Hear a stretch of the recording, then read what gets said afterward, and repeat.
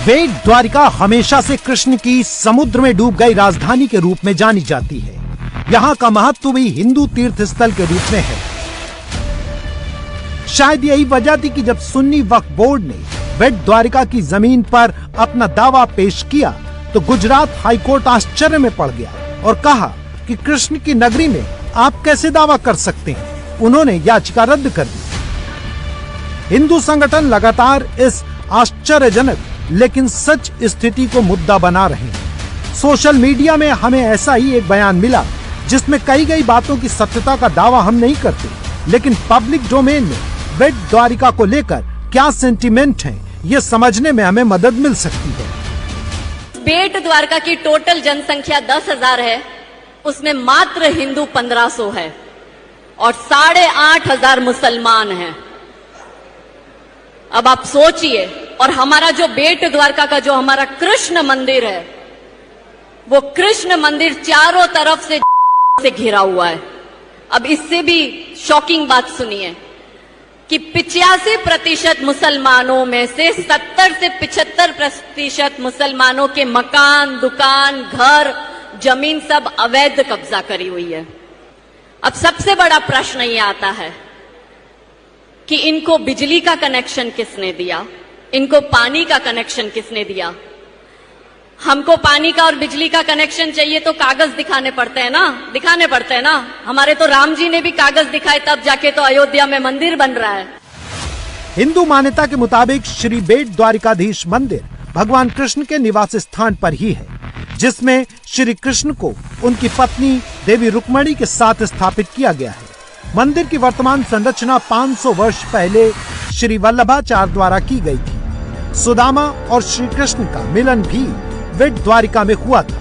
यही कृष्ण ने उनके दिए चावल खाए थे, तभी से यहाँ चावल के प्रसाद का महत्व है। आमतौर पर लोग द्वारका उस क्षेत्र को समझते हैं जहाँ गोमती नदी के तट पर भगवान द्वारकाधीश का मंदिर है, लेकिन कम लोग जानते हैं कि द्वारका को 3 भागों में बांटा गया है: मूल द्वारका, गोमती द्वारका और बेट द्वारका।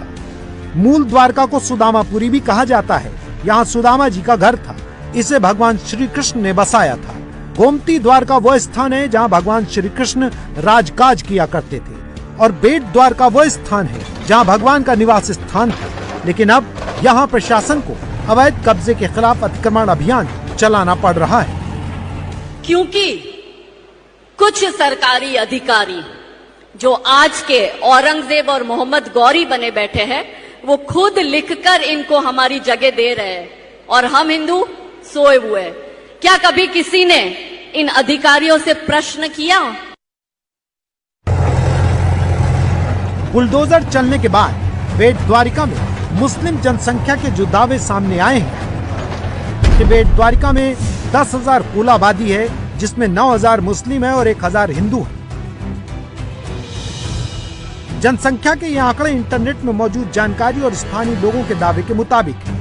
ऐसे में लोगों के मन में जो सवाल उठ रहा है कि हिंदुओं के प्रसिद्ध तीर्थ में मुस्लिमों की इतनी बड़ी आबादी आखिर कैसे आ गई। समुद्र में मछली पकड़ने के लिए नाव चलाने वाले नाविकों की जनसंख्या धीरे धीरे बढ़ती गई और हिंदू आबादी सुविधा रोजगार के अभाव में माइग्रेट करती चली गई, और अब हिंदूवादी संगठनों को बेट द्वारिका के लिए बड़ा खतरा नजर आ रहा है। जो हमारे हिंदू है वो द्वारका तो जाते, बेट द्वारका नहीं जाते। वहाँ टूरिज्म नहीं है, कोई हिंदू संस्था नहीं है, कोई बड़े हिंदू मंदिर नहीं है।